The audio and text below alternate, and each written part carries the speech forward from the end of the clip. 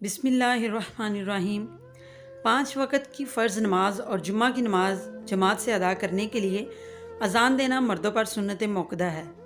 اگر اذان نہیں دیں گے تو گناہ گار ہوں گے، اور یہ شہر اور بستی کے لیے سنت موقدہ علی الکفایہ ہے، یعنی ہر شہر اور ہر بستی میں اگر ایک آدمی اذان دے دے تو سب کی طرف سے کافی ہو جائے گی، اور اگر ایک آدمی بھی اذان نہیں دے گا تو وہاں کے سب لوگ گناہ گار ہوں گے۔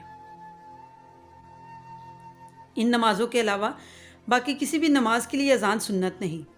اگر مقیم اپنے گھر میں تنہا یا جماعت کے ساتھ نماز ادا کر رہا ہے تو اذان دینا مستحب ہے۔ مسافر کے لیے بھی اذان چھوڑنا مکروہ ہے۔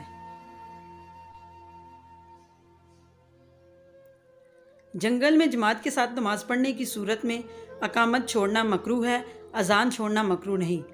عرفات اور مزدلفہ میں جو 2 نمازوں کو جمع کرتے ہیں تو پہلی نماز کے لیے اذان اور اقامت کہے، اور دوسری نماز کے لیے صرف اقامت کہے۔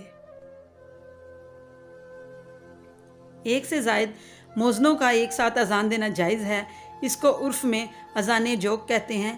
بڑی بڑی مساجد میں اس کا رواج ہے، پہلے حرمین شریفین میں بھی اس کا رواج تھا لیکن اب نہیں۔ فی الحال جامعہ دمشق اور شام میں رائج ہے۔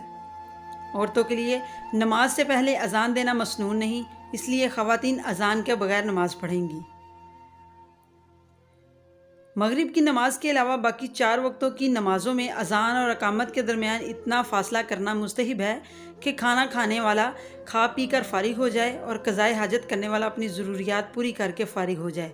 مغرب کا وقت ہوتے ہی مغرب کی نماز پڑھنا مستحب ہے، اس لیے مغرب میں اذان اور اقامت کے درمیان مختصر 3 آیات کی تلاوت کی مقدار سے زیادہ فاصلہ نہیں کرنا چاہیے۔ اذان اور اقامت کو ملانا، ان دونوں کے درمیان فصل نہ کرنا بالاتفاق مکروہ ہے، اور مؤذن کے لیے بہتر یہ ہے کہ جس نماز سے پہلے سنت یا نفل ہیں وہ اذان اور اقامت کے درمیان میں پڑھے، اور اگر نہ پڑھے تو اس درمیان میں بیٹھ جائے۔ مغرب کے وقت بھی اذان اور اقامت کے درمیان فصل ضروری ہے۔ امام ابو حنیفہ رحمۃ اللہ علیہ کے نزدیک چھوٹی 3 آیت یا بڑی 1 آیت تلاوت کرنے کے لیے جتنا وقت لگتا ہے اتنا وقت کھڑا رہنے کے بعد اقامت کہنا مستحب ہے، اور امام ابو یوسف اور امام محمد کے نزدیک مغرب کی اذان اور اقامت کے درمیان اتنی دیر بیٹھنا مستحب ہے جتنا 2 خطبوں کے درمیان بیٹھنا مستحب ہے۔ اور یہ اختلاف صرف اتنی بات پر ہے کہ امام ابو حنیفہ کے نزدیک اتنی دیر کھڑا رہنا افضل ہے، اور امام ابو یوسف اور امام محمد کے نزدیک اتنی دیر بیٹھنا افضل ہے اور کھڑا رہنا جائز ہے، اور امام ابو حنیفہ کے قول پر عمل کرنا زیادہ بہتر ہے۔ بیٹھ کر اذان دینا مکروہ تحریمی ہے، ایسی اذان کا اعادہ کرنا مستحب ہے۔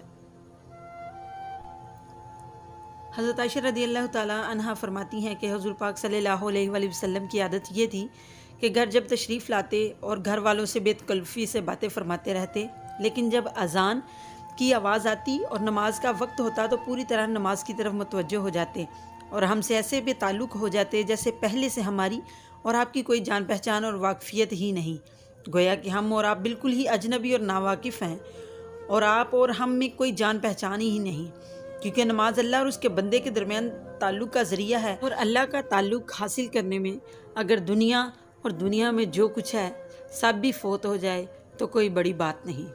پھر بیوی بچے، دکان اور کسٹمر کیا چیز ہیں؟ اگر دونوں جہان دے کر بھی اللہ تعالیٰ مل جائے تو یہ سستا سودا ہے۔ نماز کے دوران اذان کا جواب دینے سے نماز فاسد ہو جاتی ہے۔ پلیز ویڈیو کو لائک کریں، شیئر کریں، اور کمنٹس میں ہمیں ضرور بتائیں کہ آپ کو ہماری ویڈیو کیسی لگی۔ السلام علیکم ورحمۃ اللہ وبرکاتہ۔